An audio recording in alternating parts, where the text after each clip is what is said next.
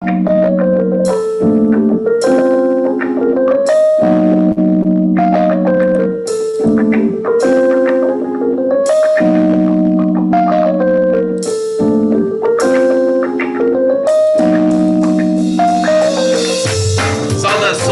a todos vocês, começando aqui mais uma live do Bonde especial, a coceirinha no nariz, como sempre, em homenagem ao GSI, o Gabinete de Segurança Institucional, exporta cocaína pro exterior. Em homenagem, né, a gente coça o nariz aqui, é o pelinho da barba, né, que vira, né, o pelinho da barba que vira. Saudações, tudo bem com vocês? Vocês estão bem?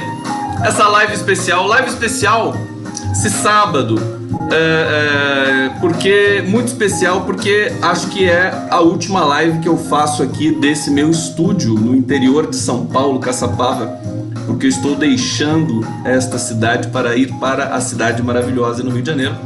E aí eu tô até com um sentimento um pouco nostálgico hoje aqui, olhando aqui todo o meu estúdio e tal, que eu montei para fazer as lives, e fiquei arrumando a casa hoje, arrumando as coisas, e senti missão cumprida, né, também, né, da gente fazer, ter trabalhado tanto, né, um ritmo tão forte, e agora a gente vai para outros desafios, mas é muita gratidão. A gente sente, eu olho para as coisas aqui, tal, tudo improvisado que eu fiz aqui em volta.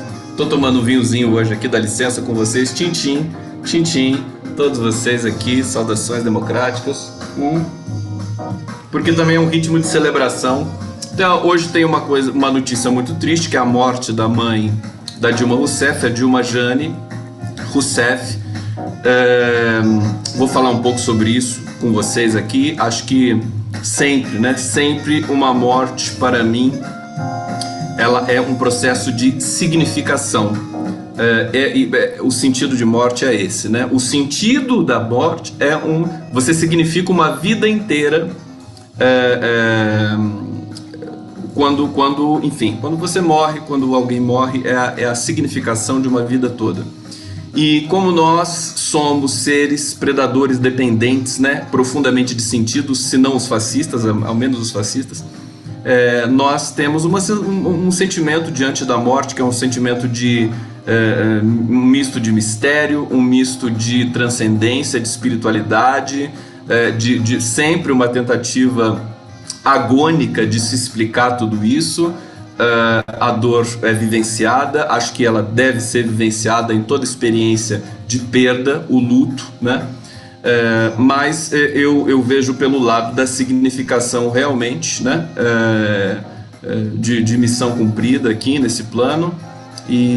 Mas eu vejo com todo o respeito e também sentindo muito a perda. Nós sentimos a perda, né, da mãe da Dilma Rousseff. Perdas, né? Perdas. Tivemos uma semana de perdas para o Brasil, para a cultura brasileira, para o jornalismo independente, para a democracia. Paulo Henrique Amorim, se a gente pensar, né? O Chico de Oliveira, também um dos fundadores do PT, que teve uma dissidência depois, teve os seus problemas depois, mas o respeito existe, aliás, reciprocamente. E o João Gilberto, que eu acho que é a perda assim, mais emblemática de todas, e que, digamos, me dá a certeza, dentre tantas as coisas, de que nós estamos em um processo passageiro de pesadelo, né? Isso não vai durar para sempre. É muito difícil convencer as pessoas que ficam deprimidas, que ficam, entram num processo de procrastinação política, existencial, tentando esquecer, tentando apagar, tentando bloquear a imagem ridícula de um governo ridículo do senhor Jair Bolsonaro, que nem merece ter o nome citado aqui nessa live, mas nós temos de insistir. Eu faço questão sempre de lembrar com vocês, e vou lembrar cada dia mais, todos os dias. Temos aqui, peraí, opa, eu estou recebendo uma ligação, mas eu não posso atender agora, então eu vou retornar para a chamada. Deixa eu mandar uma mensagem aqui, porque é uma ligação importante. Deixa eu falar aqui para o meu amigo, só um segundo, não vou perder aqui o raciocínio. Cadê você? Peraí, estou ao vivo. Querido, beijo para você. E a gente se fala depois da live, tá? Se você estiver vendo a live, querido, a gente fala na sequência. E aí eu quero então retornar, sempre lembrar do que significa Lula. O significado do Lula é muito poderoso, né? O significado do PT e das pessoas que compuseram e compõem o Partido dos Trabalhadores no Brasil e os partidos que são parceiros. A gente não pode perder isso de vista. A gente não pode. Eu vejo sempre uma força muito grande as pessoas se entregarem à narrativa que a imprensa hegemônica quer construir a todo custo o tempo todo. Nós estamos hoje no embate de poder e verdade. É o poder versus verdade.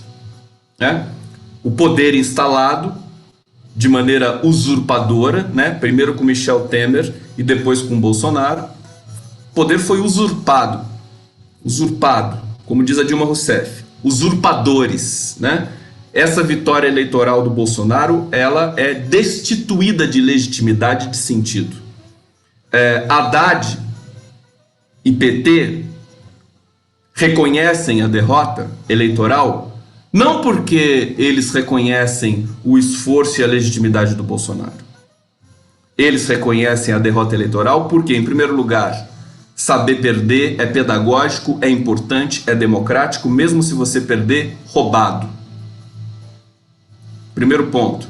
Segundo ponto, você reconhecendo a derrota, você obriga o suposto vencedor, péssimo vencedor, né, a governar. Ele tende de governar. O Bolsonaro ter reconhecimento o Haddad reconhecer a derrota do Bolsonaro traz um imenso peso para o Bolsonaro. Agora nós temos muitos planos paralelos acontecendo ao mesmo tempo. Por exemplo, quer dizer, eles estão debochando da nossa cara, né? O Bolsonaro dizer e o Estadão publicar. O que o Bolsonaro disse? Nomeou o filho chanceler nos Estados Unidos, violando todo e qualquer protocolo de indicação para o chanceler no exterior. Todos os protocolos, violou todos.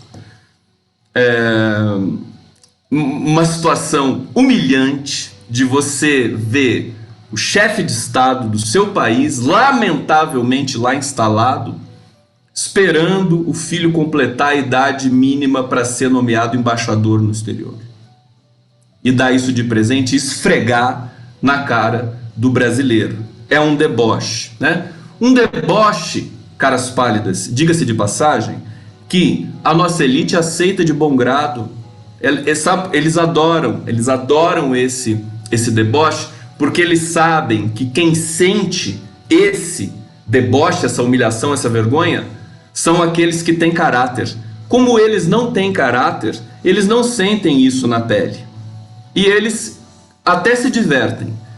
Mas eu lamento dizer que o mundo, quem faz o mundo de verdade, né, que não fica só nas entranhas do poder, querendo o poder pelo poder, são aqueles que têm caráter, que têm dimensão de história, que têm a historicidade na veia. Eu acho que nós estamos no embate assim, esses seres abomináveis, eles são destituídos de historicidade, porque a rigor é muito simples de explicar, eles não têm relação com o sentido, eles não têm relação com o discurso, eles só arranham, né, as cifras da linguagem, só vivem às custas de fake news, só vivem às custas de projetos fracassados no nascedouro, né? Todos abortados da divulgação disso e da depredação do Estado. E talvez eu gosto de, como eu tenho pendores assim cientificistas na minha veia por causa da linguística, em grande medida, para a gente ter algum método, né?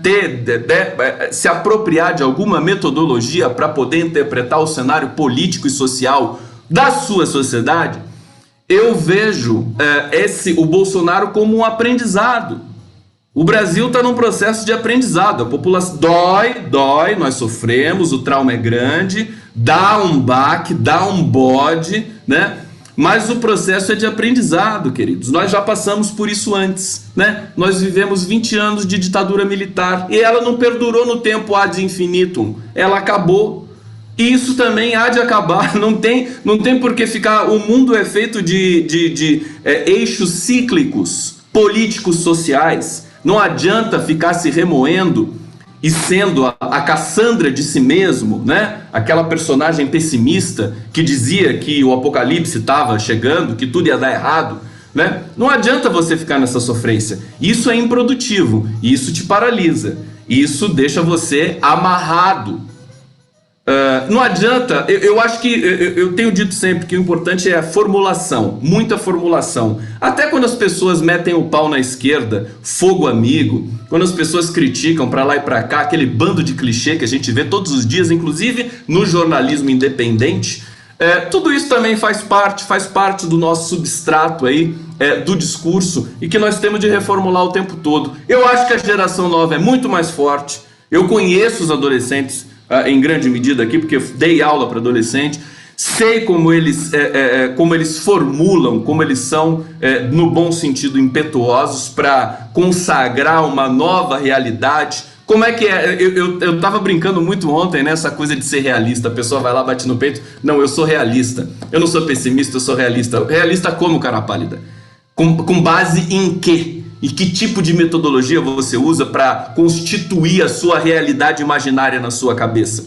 Veja, o Lula é realista também. O Lula é um grande realista.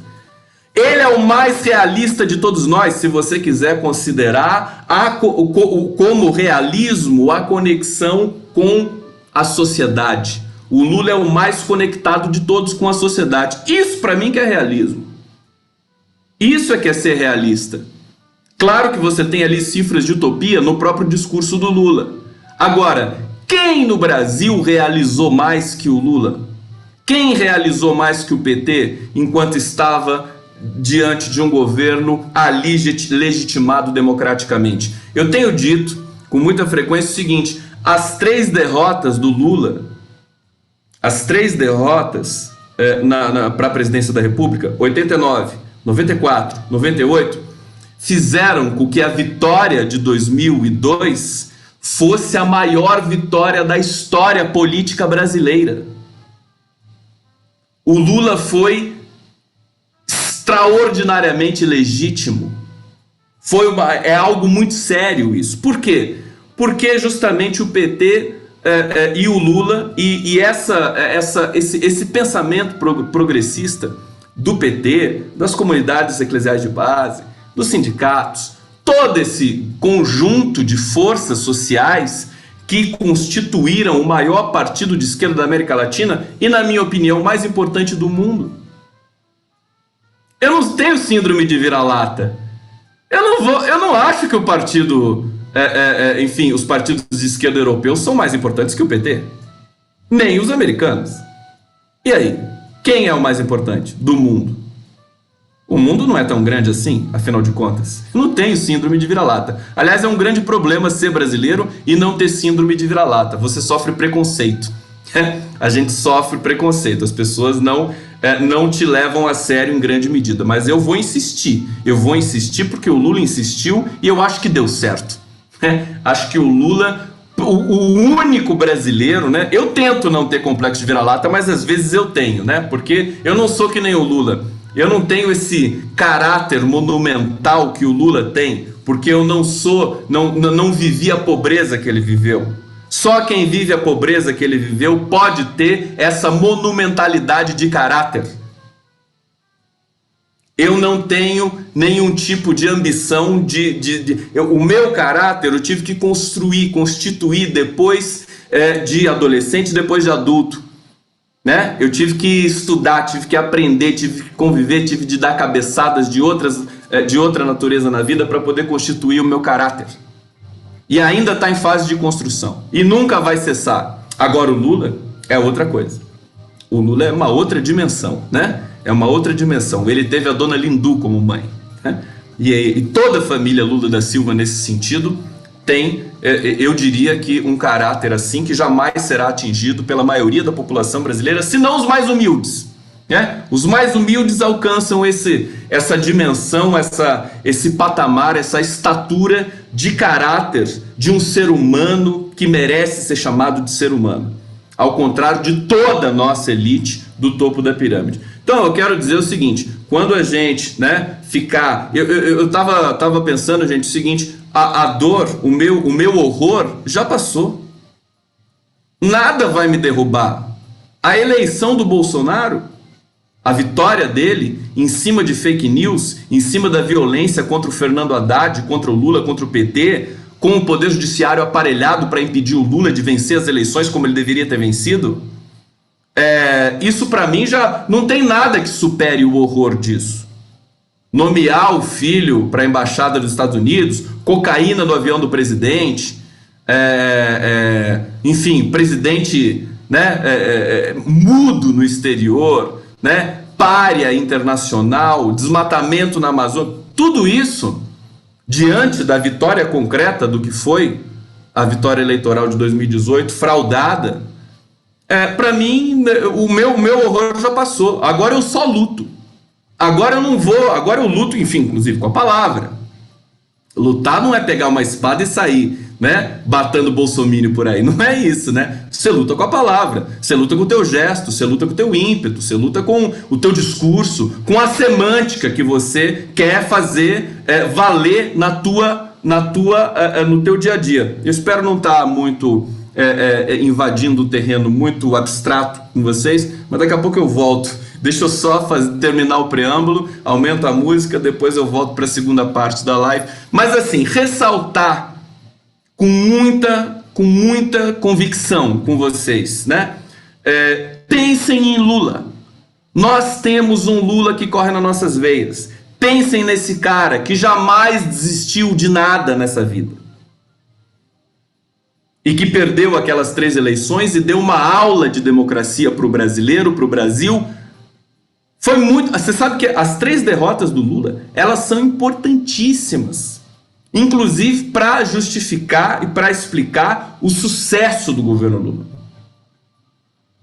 Sem aquelas 3 derrotas, sabe? Quando o Lula diz assim, e ele diz isso, e eu discordo dele, quando ele diz que em 1989 o PT não estava pronto para assumir o governo, e foi bom ter perdido o Fernando Collor e tudo mais, e deu naquilo tudo que deu, né? Que vocês que conhecem a história sabem. E eu acho que não, acho que o PT deveria ter ganho e o Brasil teria poupado uns belos 20 anos de atraso de tucanos, de PSDB, de Fernando Henrique Cardoso, dessa mentirada toda, dessa privataria que foi o PSDB no poder. Mas se tem um dado que faz sentido dizer com relação a uma possível vitória de 89, seria, qual dado seria? Seria uma vitória de primeira. Não teria derrotas antes, as derrotas que nos ensinam, né? As derrotas que nos legitimam no campo democrático. E aí poderia ser um risco realmente grande. O PT talvez não tivesse feito um governo espetacular como fez em 2003. Eu sempre lembro que em 2003, 3 meses de governo Lula, a desigualdade social já tinha reduzido em 11%, dados oficiais do IBGE. Tá? 11% em 3 meses, redução de desigualdade social. Sabe a notícia mais triste que eu vi hoje? Junto com a notícia da morte da Dilma Jane Rousseff, a mãe da Dilma Rousseff, foi que a hanseníase voltou a crescer no Brasil. Não sei se vocês viram isso, mas a hanseníase voltou a crescer no Brasil depois de, acho que, exatamente, né, 15 anos de decréscimo, de combate à hanseníase e de redução desses danos tão terríveis, né, humanamente. E eu me lembro do Lula, ele foi visitar uma vez um centro de recuperação de portadores de hanseníase. Ele abraçou os portadores e ele emprestou, chorou, se emocionou, emprestou toda a sua força espiritual, emocional, para apoiar essas pessoas que sofrem muito. sabem o que é, né? A palavra, né? A palavra do século XIX para designar Ancenizo, o leproso, né? Inclusive tem um sentido de ser alguém que é vítima de repulsa da sociedade por medo do contágio e tudo mais. Então, essa notícia é chocante, me chocou, fiquei absolutamente entristecido, porque tudo regrediu. Nós voltamos, já com Michel Temer, nós voltamos a ter doenças do século XIX no Brasil, febre amarela, malária, os crimes catástrofes cometidos pela Vale, privatizada pelo Fernando Henrique Cardoso em Minas Gerais, essa mineradora assassina, que não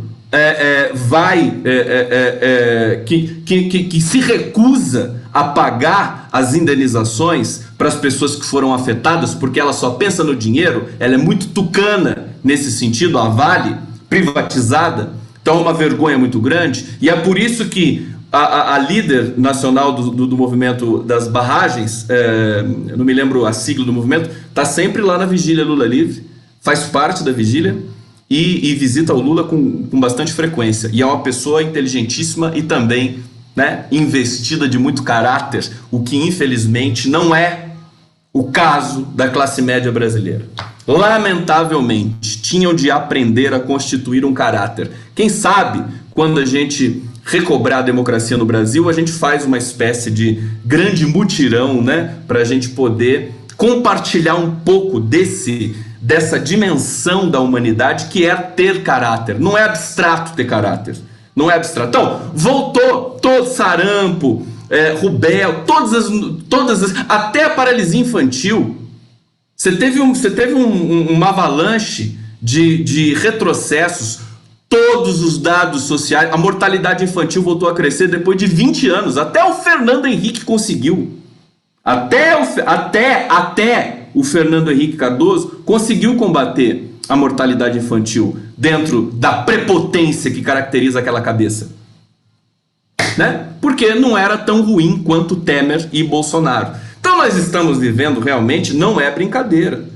Você ficar deprimido e pessimista porque o Bolsonaro nomeou o filho para ser chanceler dos Estados Unidos, você está perdido na tradução, porque tem coisa muito pior acontecendo todos os dias. Índios morrendo, a mineração avançando na Amazônia, o garimpo avançando na Amazônia, a FUNAI sendo aparelhada e destroçada por um governo que não tem o menor interesse em proteger e preservar as nações indígenas soberanas brasileiras.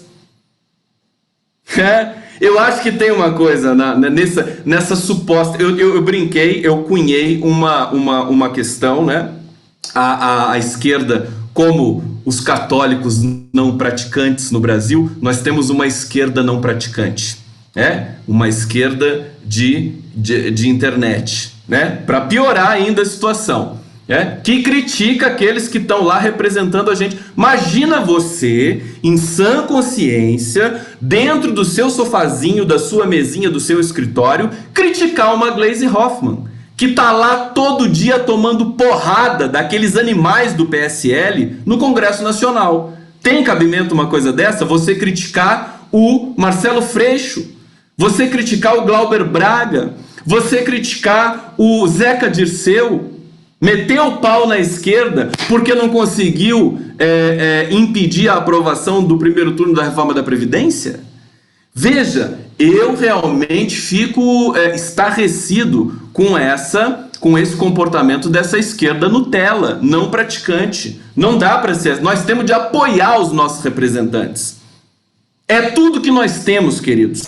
Os deputados e senadores do PT, do PCdoB, do PSOL são o grande patrimônio político que nós temos nesse momento, que pode fazer a diferença. Não dá para ficar, né? É muito fácil, né? O jornalista lá e tal, e vai e critica, e mete o pau na esquerda e diz que a esquerda tá se preocupando com a Tabata Amaral. Faça-me o favor. Agora a Tabata Amaral virou, né? Virou uma espécie de, enfim, uma disputa, né? Ideológica. Virou o centro da disputa. Até o Luciano Huck, aquele almofadinha da Globo, saiu da toca para entrar nesse debate, né? Da Tabata Amaral. Bom, Tabata Amaral, PDT, Ciro Gomes, né? Lupe, o Carlos Lupe acabou de visitar o Lula. Já pensando estrategicamente para, evidentemente, emprestar solidariedade ao Lula, mas pensando também na questão das eleições para as prefeituras em 2020, que eu acho que também pode ser o fiel da balança, para a gente fazer uma virada política. Queridos, tem de fazer política, tem de fazer cultura, tem de produzir cultura, música. Eu acho que é nessa dimensão. Não adianta ficar se lamentando e se jogando na parede dizendo que é pessimista. Isso é uma coisa de uma esquerda não praticante. Eu acho que nós temos de ter autoestima. Autoestima, parar com esse fogo amigo, essa coisa tão brasileira, esse complexo de vira-lata que é dentro do próprio campo progressista, uma vergonha. Sorte nossa, ainda temos a sorte de ter um jornalista americano LGBT, gay, né? Um cara sério, né? Que não tem complexo de vira-lata, que é o Glenn Greenwald, que também está no centro dessa batalha toda que nós estamos assistindo e que trouxe à tona uma verdade que talvez, se ele não faz isso, talvez nós nunca viéssemos a descobrir, a saber. Nunca. Tá? Entendam, nós já estamos, digamos assim, no lucro histórico de ter tido a felicidade e a sorte de ter no Brasil esse jornalista Glenn Greenwald, e que está sendo ameaçado por todo o poder. Foi para Paraty, foi ameaçado por uma população miliciana, uma população aparelhada pelo poder e pelos milicianos do Rio de Janeiro. E ele resiste, porque ele não tem complexo de vira-lata, mas todo mundo tem o seu limite. Eu fiquei muito preocupado com o Glenn Greenwald num dado momento, e a minha preocupação vai se confirmando agora. Ele está mexendo com o poder, ele está mexendo com bandido, ele está mexendo com o Sérgio Moro, está mexendo com o Deltan Dallagnol, gente bandida, gente corrupta, com Bolsonaro, com miliciano, com Witzel. Então não é trivial. Tá tudo bem, gente. Eu tô tomando vinho aqui. Eu não tô nervoso. Alguém tá nervoso aí? Não. Calma. Deixa eu completar meu raciocínio, mas com música, né? A música é o botão do pânico da live do Conde, né? Calma, Conde. Calma, né? Calma, pra gente poder formular corretamente aí as nossas teses. Mas é isso, entendeu? É isso. O Glenn Green a foto que eu vi dele agora há pouco na Flip, eu tenho um pouco essa coisa de sentir, né, o olhar das pessoas, né? Eu já vi um Glenn mais preocupado. Ele pode não ter complexo de vira-lata, ele pode ser um cara o mais corajoso de todos, porque os gays são os mais corajosos, né? Os gays são, assim, eles estão anos-luz à frente de qualquer heterossexual, né? Do ponto de vista da coragem existencial. Porque pro cara se assumir gay, ele tem que ser muito foda, ele tem que ser muito bom, né? Assumir o casamento no Brasil, como ele assumiu com o David Miranda, e adotar os filhos que estão sob proteção policial. Os filhos do Glenn Greenwald e do Davi Miranda. Olha, do David Miranda. Olha o nível. Uma família que é um exemplo para o mundo de humanidade, de carinho, de amor e de caráter, né? Que combate também, a questão da adoção, que entra nesse campo, nessa ferida que nós temos aqui no Brasil também. Mas todo mundo tem o seu limite. Jean Willis teve de sair do Brasil, porque é covarde? Claro que não, cara pálida. Porque se ele ficasse aqui, ele ia ser morto que nem a Marielle Franco. Márcia Tiburi também teve de sair do Brasil. Se ficasse aqui, ia ser morta.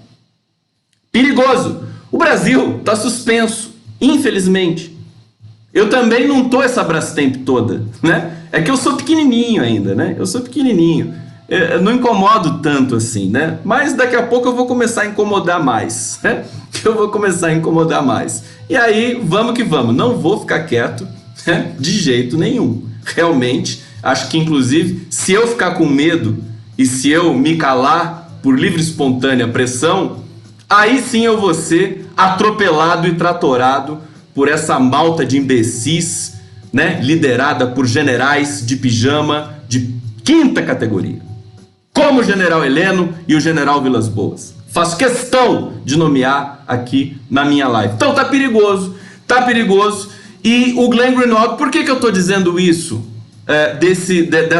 Acho que de uma certa... Porque o Glenn, quando foi no Senado, quando foi na Câmara, ele disse assim, eu vou ficar no Brasil. Eu não vou fugir do Brasil. Vocês viram isso? Ele falou isso.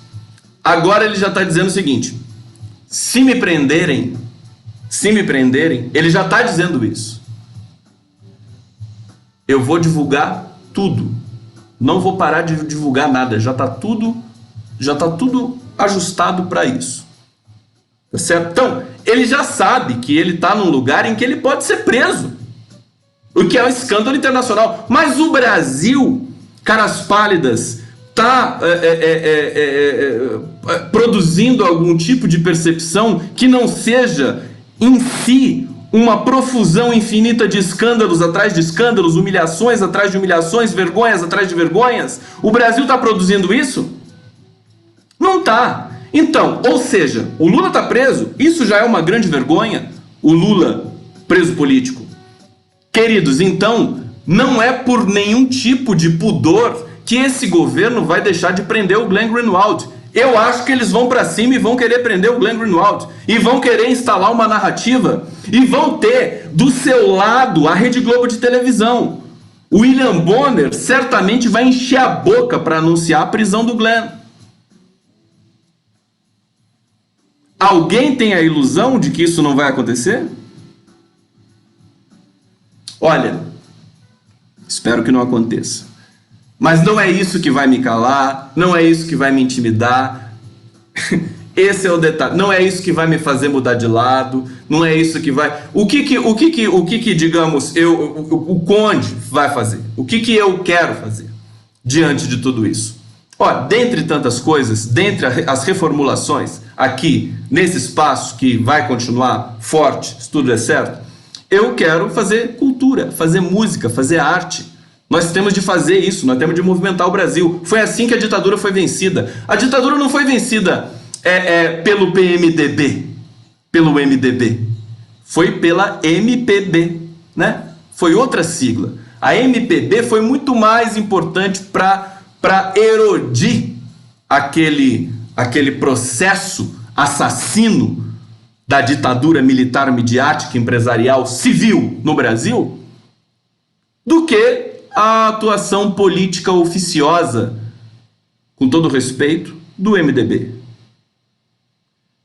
E, diga-se de passagem, que também todos aqueles que tombaram, que foram torturados, como José Genuíno, como Dilma Rousseff, como a própria mãe da Dilma Rousseff, a Dilma Jane Rousseff, a nota que o PT emitiu sobre a Dilma Jane é emocionante. Eu recomendo que vocês corram lá para o site do PT para ver a nota que o partido emitiu sobre a mãe da Dilma Rousseff. Porque a Dilma ficou 3 anos presa. Era uma menina, era pouco mais que uma adolescente. Olha o nível da violência. Foi torturada barbaramente. E essa mãe da Dilma Rousseff ia no cárcere para não se entregar. Imagina você ter uma filha presa, um filho preso, politicamente, em função de uma ditadura assassina e violenta. Olha o nível de caráter dessas pessoas. Então, essas pessoas garantiram que nós tivéssemos uma democracia depois do pesadelo da ditadura militar. Nós devemos, em grande medida, aquilo que representou um processo democrático no Brasil, e nós tivemos 13 anos de democracia plena no Brasil, aos heróis que resistiram ao arbítrio, à violência, à tortura, à morte, à truculência dos ditadores generais aqui nos anos 60, 70, 80. Zé Dirceu também é outro deles, né? Então eu quero dizer que o discurso da toalha jogada não cabe nesse momento em nenhum outro da história do país. Muita gente se omitiu e aí nós temos essa coisa estranha que é a esquerda não praticante. Então eu convido a todos sermos esquerda praticante, não esquerda não praticante, a esquerda blasé, a esquerda Nutella. Não, vamos para cima, vamos para dentro, porque nós temos uma coisa que eles jamais vão ter. Em primeiro lugar, a coragem. Tem gente, queridos, peraí, deixa eu subir a música aqui. Vamos no chat. Eu vou no chat ali para falar um pouquinho com vocês. Peraí. Calma, que essa é a última live do Conde aqui. Conde, Estela Melan, ou Melim. Júlio Barreto perguntando, a cachaça depois da live? Depois da live eu vou cozinhar. Hoje eu quero fazer um risoto, porque eu quero curtir a minha casa aqui, quero dar tchau, ficar feliz e tal. Vou fazer. Tenho visitas aqui e meu filho vai estar aqui comigo. Conde, o que fará Eduardo Bozo como embaixador? Tem a menor ideia, Estela. Vamos ver, né? Provavelmente nada, né? Provavelmente só vergonha que vai nos infligir. Janep Glenn, você falou verdades. Essa sua análise faz muito sentido. Tá falando do Glenn? Olha só. José Silvério, coragem, isso falta em muitas pessoas, mas quando vejo a live de esquerda, fico animado. Tamo juntos, Conde. Obrigado, querido. Conde, você é como meu filho. Não quero que nada te aconteça. TT Lazos Santana, um beijo pra você. Tânia Nadais dizendo aqui, Conde, Rio de Janeiro necessita da tua presença para fortalecer a nossa luta. Estou aguardando ansiosa a tua chegada para me unir aos melhores. Muito obrigado, um beijo, vamos nos unir. Eu tô babando de vontade de realmente produzir ali nessa cidade uma resposta contundente, conectada com todo o universo intelectual, o universo dos artistas. Isso vai ser sensacional. Acho que vai ser muito poderoso para o 247. A gente vai realmente fazer uma operação ali. Tô me mudando para o Rio de Janeiro, todo mundo aqui está sabendo. Tem gente que ainda não sabe, mas eu reitero e digo a todos vocês o tempo todo. Então eu tô bastante animado com isso, né? Tô muito feliz. Porque vai ter luta, né? Vai ter luta. É aquela coisa, né? Que sem luta não tem graça. Com luta melhora tudo.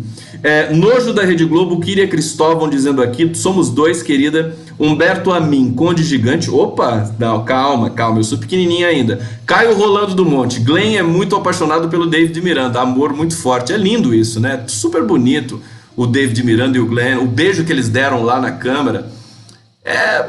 E fica mais bonito ainda, porque os animais do PSOL, do PSOL não, desculpa, olha o meu ato falho aqui, os animais do PSL, parece, né, é só uma letra, né, é só uma letra, me perdoem, né, os psolistas, né, do PSL, né, os animais do PSL, com todo respeito aos animais, né, eles ficam, né, nossa, né, um beijo entre dois homens, eles se jogam no chão, é um desespero, né, eles acham que um homem beijando uma mulher, tudo bem, não tem problema nenhum, né? Agora, um homem beijando um homem, eles acham que, nossa, eles estão estimulando as crianças a se beijarem. Quer dizer, realmente é ridículo, né? É muito ridículo. Olha só, foi sua melhor live, Conde Simone C dizendo aqui, muito obrigado. Nelson Júnior, vai dar certo, eu quero ir pra rua, mas cadê os sindicatos e partidos? Calma. Conde, vira essa boca pra lá, pelo amor de Deus. Que boca? Que boca? Pra lá onde? Ivana Mar. Regina Pardini, eu espero também, Conde, se cuide. Olha só, deve estar falando assim de acontecer alguma coisa comigo, mas eu não tenho medo nenhum, tá? Nenhumzinho. Vou continuar nessa luta aqui, não tem mais volta. Greta Thunberg Brasil. É isso, Conde. Tem gente desde o início falando que a cultura, realmente a música é o principal. Verdade, Conde. Estela Melan. Aqui pra gente encerrar a leitura do chat, a música nos salvou na época da ditadura. Eu acho que a via de acesso, o eixo da resistência concreta seguida de ação é através da arte, do teatro, do cinema, como a Petra Costa e o Democracia em Vertigem, como os filmes do aquele diretor pernambucano, que é alguém me lembra o nome dele, que fez o Bacurau, Kleber Mendonça Filho. Kleber Mendonça Filho é um dos maiores cineastas da história do Brasil. Ele está no mesmo patamar que o Glauber Rocha. Então, nós não estamos com problemas culturalmente... Nós não estamos culturalmente prejudicados. Lamento informar para os pessimistas. Dando destaque para o Nordeste brasileiro, que é o nosso celeiro de democracia, de caráter e de arte. Não à toa foi o Nordeste que disse não ao fascismo. Tá certo? Então, tá ruim, mas o mundo, eu falando assim, né? Você tem três opções, né? Vamos falar o português correto, né? O português do Glenn, né? Vamos falar o português claro, que é o português, tô brincando, eu adoro. Né? Hoje eu recebi um e-mail muito simpático de uma pessoa dizendo assim que eu peguei pesado com o Glenn, que eu como linguista não podia debochar do português dele. Queridos, eu na verdade, primeira coisa, eu acho que o deboche ele tem de ser lido sob o conjunto da obra. Não pode ser destacado, que é a grande arma do jornalismo de guerra, né? Destaca o que você diz, descontextualiza e te incrimina, né? O caso do Glenn, para mim, é uma questão de complexo de vira-lata e de soberania e de autoestima. Porque se um brasileiro fala um inglês no nível do português que o Glenn falou, ele vai ser execrado. A gente zombou muito do Sérgio Moro, falando Massachusetts, né? Ou qual outro? Massachusetts que ele falou, falou mais alguma outra coisa e tal. A gente zombou muito do Sérgio Moro. É por isso que... Mas assim, não é porque é o Sérgio Moro, etc., nem é porque é de esquerda e tudo mais. É porque nós temos esse complexo de vira-lata. A gente vê um brasileiro falando inglês com dificuldade, a gente massacra esse brasileiro. Tá? Então, esse é um problema de política linguística, realmente, de autoestima linguística. O Glenn, falando o português que ele fala aqui no Brasil, ele fica até charmoso, as pessoas acham lindo. Então, eu quis mexer nessa ferida. Realmente, eu quis tocar nessa ferida. Absolutamente nada contra o Glenn, em sentido nenhum. Agora, eu, como linguista, também tenho de dizer que o desvio, né, esse sotaque do Glenn, produz uma outra língua. Aquilo não é português. Aquilo é uma outra coisa.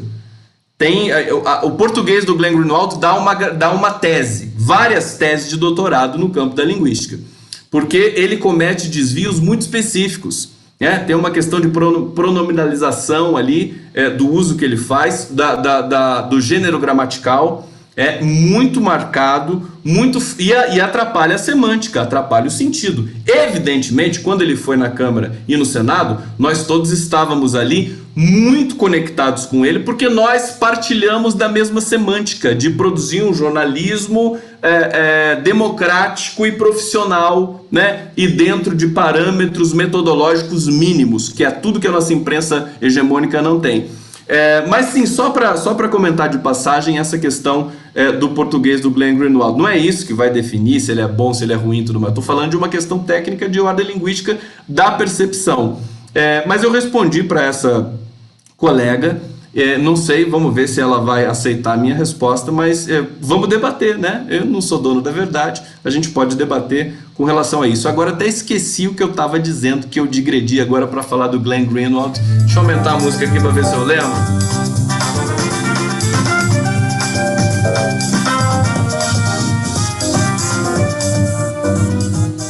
Bom, fugiu. Aí, se alguém lembrar o eixo temático que eu estava explorando, se quiser me avisar, eu agradeço. Senão eu vou partir para outra questão aqui. E, basicamente, a questão é da esquerda se unir. Então, as pessoas vão minando as próprias fileiras de combate e de percepção do mundo e de enunciação, lugar de fala, que as pessoas gostam de dizer. Hoje em dia, eu acho que não tem por onde escapar. Eu estava dizendo que ia fazer a cultura, né? Quer dizer, através da cultura. Através da cultura a gente vence isso. Gente, aí você tem... Vou fazer uma transição aqui, né? O bolsonarismo, o morismo, o Moro-bolsonarismo, Sérgio Moro, Lava Jato, Bolsonaro, que é tudo um pouco a mesma coisa, eles tem uma coisa muito, muito curiosa ali. O que esses caras consomem em termos de arte? Já pararam para pensar? O Bolsonaro não consome arte. Ele detesta a arte. E a arte, gente, o ser humano não vive sem arte. É por isso que ele é um anti-ser humano, é interrompido. Que arte que o Sérgio Moro consome? O Skank? Ele é amigo do Skank, né? Foi no show lá. Tiete, né? Tudo bem. Mas assim, o que ele lê? Ele não soube dizer a biografia que ele lê pro Pedro Bial. Então, o que eu quero dizer é o seguinte: essas pessoas não consomem arte, eles não sabem, e isso os afasta, inclusive, os leva para o lado do aniquilamento do sentido. Nós não estamos nesse lugar. Nós temos tesão pela vida. Nós não queremos esmagar o adversário. Nós sabemos perder. Nós somos democráticos. Nós curtimos samba, nós curtimos bossa nova, nós gostamos do chachado, nós gostamos do baião, de Luiz Gonzaga, nós gostamos dos compositores brasileiros. Tá tendo o maior bafão na Flip, porque eles estão homenageando Euclides da Cunha, e a obra de Euclides da Cunha, Os Sertões, ela é racista, né? Nós temos de verificar as nossas feridas. Tá dando chabu lá em Paraty. Isso é um ótimo sinal. Eu vi agora uma pequena matéria da minha querida amiga Marilene Felinto, que tá lá, foi homenageada na Flip, e tá participando de mesas e tal, discussão, e como sempre ela se sobressaiu, não se curvando aquele discurso da bajulação, que é em grande medida o que acontece na Flip, né? O Zé Miguel Wisnik já foi lá e disse que o Otávio Frias Filho ele é escritor e não publisher, né? Olha a bajulação aí, né? Agora o Wisnik vai ganhar uma publicação grátis, né? Da Folha de São Paulo. Eu odeio bajulação, eu denuncio mesmo. Então é isso, nós temos de ter essa percepção da nossa história, do nosso passado odiento, mesmo na alta literatura. Os Sertões, grande obra literária, mas nós temos ali não cifras, nós temos marcas profundas de racismo e de eugenia. O Brasil, queridos, não é fácil, não é para amadores. Então, eu quero dizer o seguinte: a força, como que nós ganhamos espaço social? Como que segmentos ganham espaço social? Produzindo sentido. Nós não podemos ter medo de produzir sentido. O que é produzir sentido, Conde? É produzir teses sobre originais, de preferência, sobre a sua sociedade, sobre o seu país, sobre a história, sobre a canção. É você poder usar semiótica, usar sociologia, usar a escola de Frankfurt, usar o raio que o parta para poder produzir, e também o conhecimento popular, para poder produzir novidades, para poder produzir inclusive ficção, narrativa, romance, né? Humor. Tudo isso está em alta nesse momento, porque quando a sociedade está muito desorganizada... Ontem eu estava conversando com o Miguel Paiva, que é um dos maiores artistas brasileiros de todos os tempos também. O autor, o criador da Radical Chic. Genial a Radical Chic, do Gatão de Meia Idade. Ele fez o desenho do Ed Morte em parceria com o Luiz Fernando Veríssimo. 5 livros publicados com o Luiz Fernando Veríssimo. Sensacional o trabalho do Miguel Paiva, agora é colaborador do 247 através do grupo Jornalistas pela Democracia. Então, queridos, essa pujança, essa força que todos nós temos aqui no Brasil, acho que acima de tudo, não quero usar o fragmento do slogan abominável daqueles imbecis do PSL e do Bolsonaro, mas o que eu acho que é o mais importante da gente superar realmente nesse momento é o complexo de vira-lata. Nós somos tomados por essa infâmia, esse sentimento que devasta inclusive o campo progressista, que também padece de complexo de vira-lata, de achar que não vai conseguir, de achar que perdeu, de achar que é pessimista. Isso tudo é vira-latismo. Então eu acho que o Lula deu todas as dicas possíveis para a gente impedir. O Lula, olha o gesto do Lula. É por isso que eu digo, quando você estiver para baixo, tem gente que vem falar: porra, Conde, como comecei a ver tua live, tava deprimido, nem saía da cama, aí comecei a ver tua live, e vi que tinha uma chance, vi que tem um respiro nessa história toda, que tem espaço pra gente poder resistir bravamente, dignamente e ao mesmo tempo ser feliz, né? Resistir sendo feliz, porque não tem. Né? Eu vou resistir triste? Não, eu vou resistir feliz, com um sorriso na cara, para intimidar esse adversário fraudulento que a história impôs. Então, veja, o Lula, quando foi numa reunião, acho que do G20, estava sentado lá numa sala de reunião em que estavam todos os chefes de Estado e de repente entra o George Bush, que era o presidente americano naquela questão, todo mundo levanta para cumprimentar o George Bush e o Lula não. Inclusive o Celso Amorim, ele conta, a entrevista do Miguel Paiva tá no meu canal e tá na TV 247 também, é só procurar lá, tá, gente? Explorem o meu canal, tem um cardápio lá, vocês podem achar tudo fácil. Ele segurou o Celso Amorim foi levantar também, na base do estímulo, né? Todo mundo levantou, ele levanta também. Ele falou: não levanta. Olha o nível. Gente, é por isso que a elite brasileira, quando vê o Lula, eles querem fazer araquiri português. Vocês sabem o que é araquiri português? Já viram isso? Procurem no Google para vocês saberem o que é araquiri português, né? Eles querem fazer araquiri português quando vê o Lula. Porque, assim, esse cara, como é que ele consegue? Né? Ele ficou lá, segurou o Celso ficou sentadinho, o Celso conta essa história, né? E o Bush veio em direção ao Lula e a mesa em que estava o Lula e o Celso e sentou com eles. Quer dizer, se você não se respeitar, caras pálidas, quem vai te respeitar? Isso tem de ser regra o tempo todo.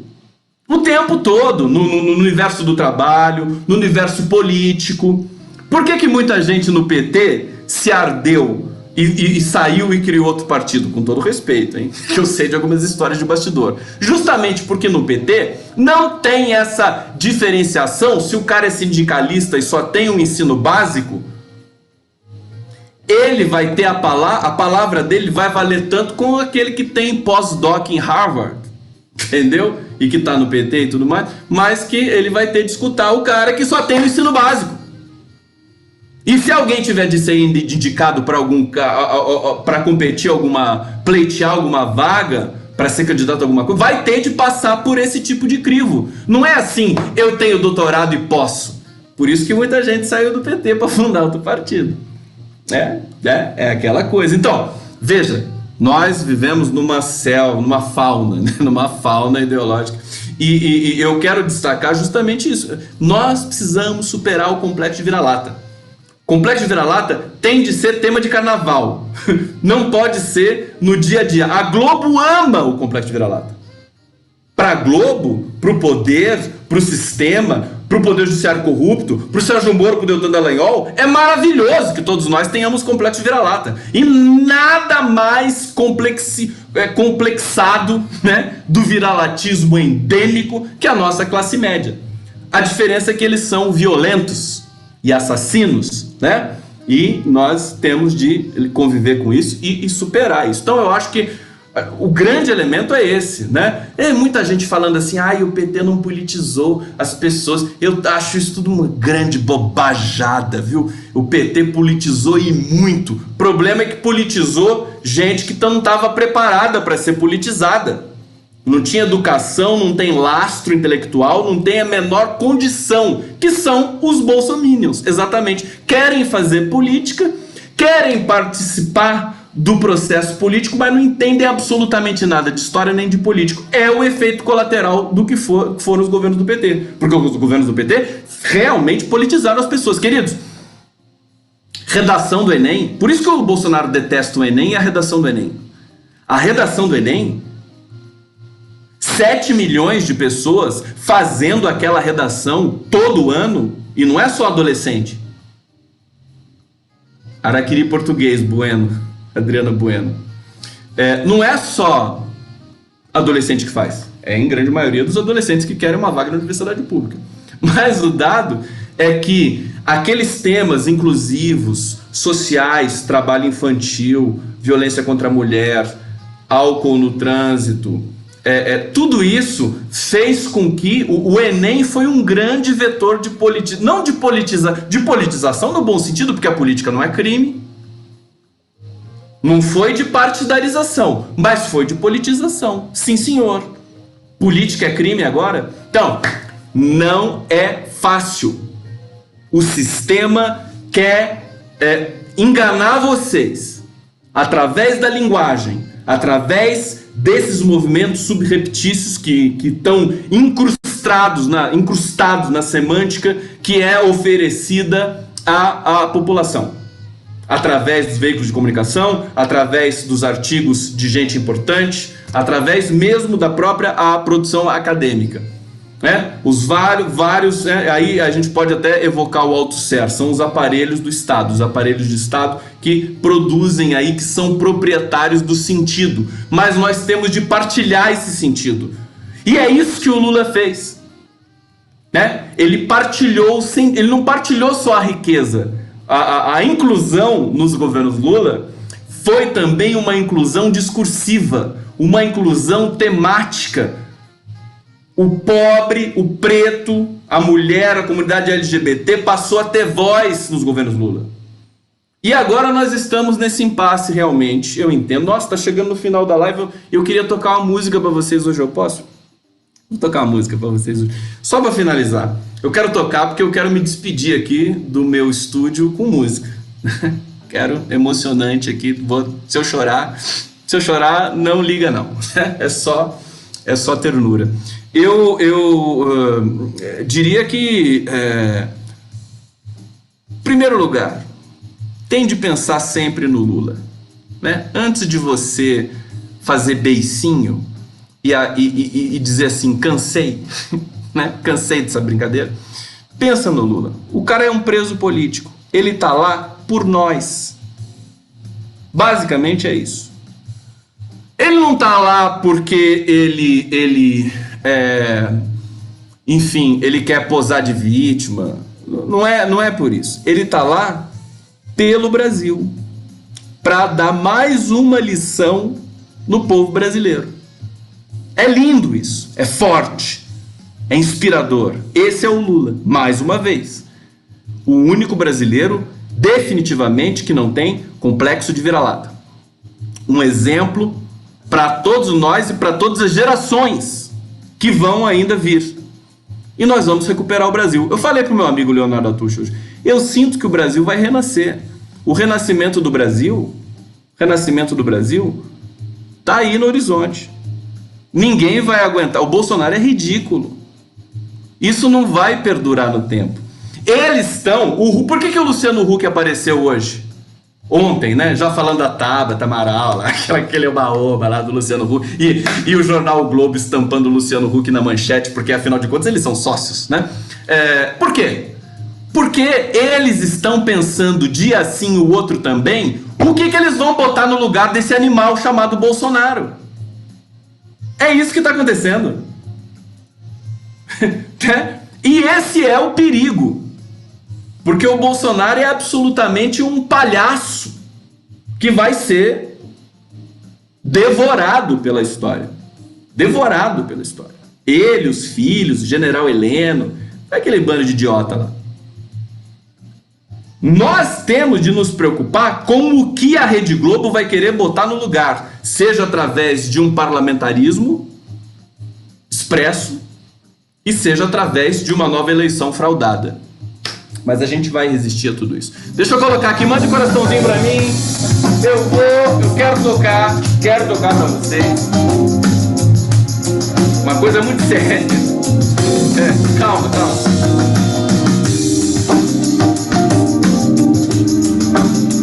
Deixa eu me posicionar aqui.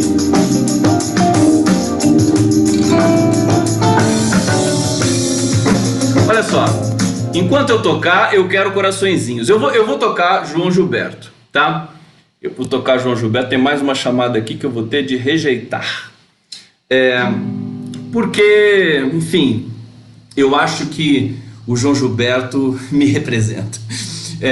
Eu tô muito, enfim, tô sentido com a morte dele e a canção, parece que ela significa alguma coisa para mim nessa transição aqui indo pro Rio de Janeiro, a transição de Brasil, renascimento de Brasil, tudo significa para mim nessa direção. E eu vou tocar uma canção chamada Você Vai Ver, do João. Agora a gente desacelera, todos nós desacelerando, porque é uma canção muito delicada e eu vou fazer o possível aqui para ficar bem bonita para vocês.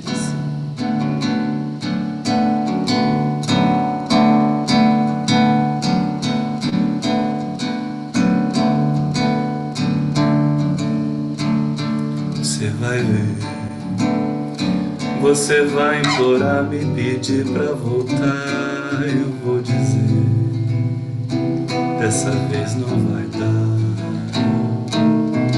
Eu fui gostar de você, dei carinho, amor pra valer. Dei tanto amor, mas você queria só prazer. Você zombou e brincou com as coisas mais sérias que eu fiz quando eu tentei com você ser feliz. Era tão forte a ilusão que prendia o meu coração. Você matou a ilusão, libertou meu coração. Hoje é você que vai ter que chorar. Você vai ver.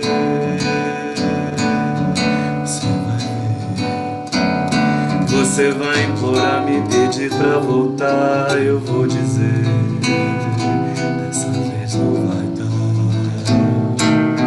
Eu fui gostar de você, dei carinho, amor pra valer. Dei tanto amor, mas você queria só prazer. Você zombou e brincou com as coisas mais sérias que eu fiz quando eu tentei com você ser feliz. Era tão forte a ilusão que prendia o meu coração.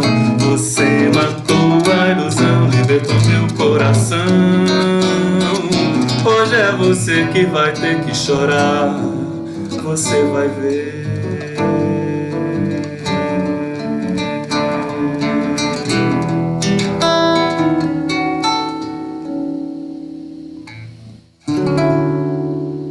É isso, um pouquinho de João Gilberto, da dicção do João Gilberto, para a gente desacelerar e para a gente recobrar as nossas forças e curtir essa linda noite aqui que a gente ainda tem pela frente. Um beijo muito grande. Amanhã não farei live porque estarei em direção ao Rio de Janeiro, mas chegando lá eu dou um beijo, um alô para todos vocês. Valeu, muito obrigado e até a próxima live do Conde, porque vai ter, tá? Um beijo.